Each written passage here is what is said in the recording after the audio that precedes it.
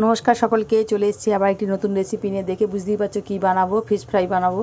সেই জন্য আজকে লোটে মাছের ফিশ ফ্রাই বানাবো। তোমরা তো অনেক ধরনের মাছের ফিশ ফ্রাই খেয়েছো, লোটে মাছের খেয়ে দেখবে। দেখো, মাছগুলোকে আমি 2 টুকরো করেছি। আমি একটু ছোট করেছি যাতে মাছগুলো ভাজতে আমার সুবিধা হয়।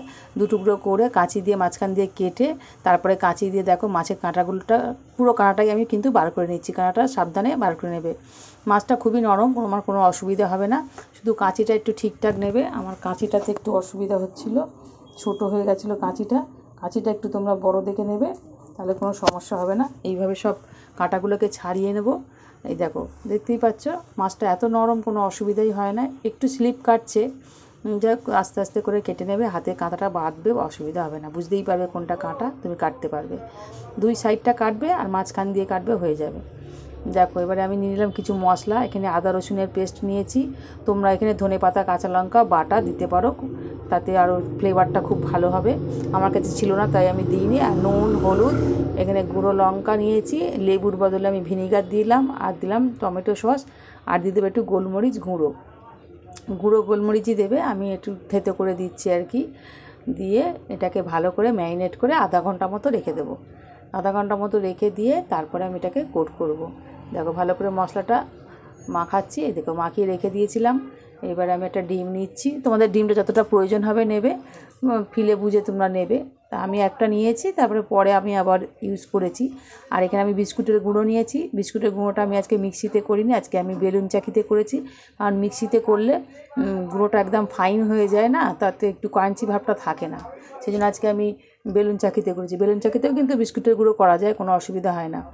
আর ফিলেগুলোকে আমি ডবল করে কোট করে নেবো। প্রথমে একবার দিয়ে তারপরে আবার আমি ডুবিয়ে আর একবার দেবো, 2বার করে দেবো, তাহলে বিস্কুটের মোটাটা হবে আর কি, আর খেতেও করকরে হবে। দেখো, এইভাবে গুঁড়ে নিচ্ছি, নিয়ে আমি সব রেডি করে নেব।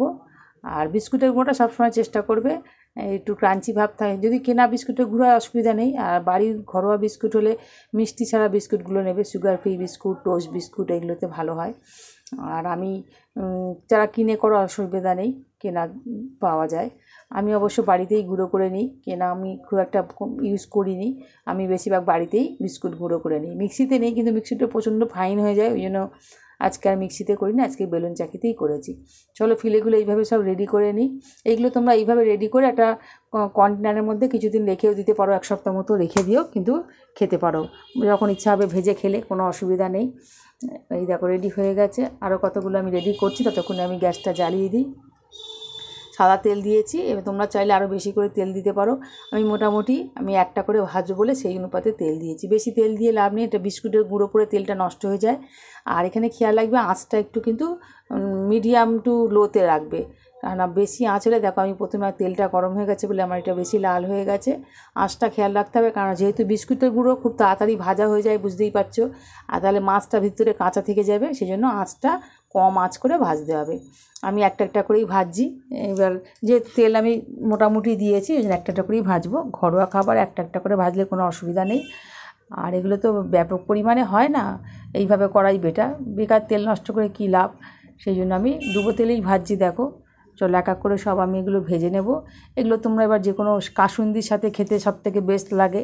যদি কাসুন্দি থাকে, কাসুন্দি দিয়ে খাবে, আর নইলে যে কোনো সস দাও। চলো, আমার সব ভাজা হয়ে গেছে, তোমাদের এবার দেখিয়ে দিই কেমন হয়েছে।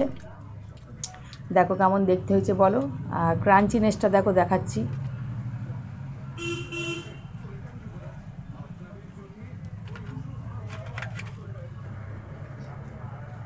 দেখছো কেমন আওয়াজ হচ্ছে, বলো কেমন হয়েছে ভিডিওটা।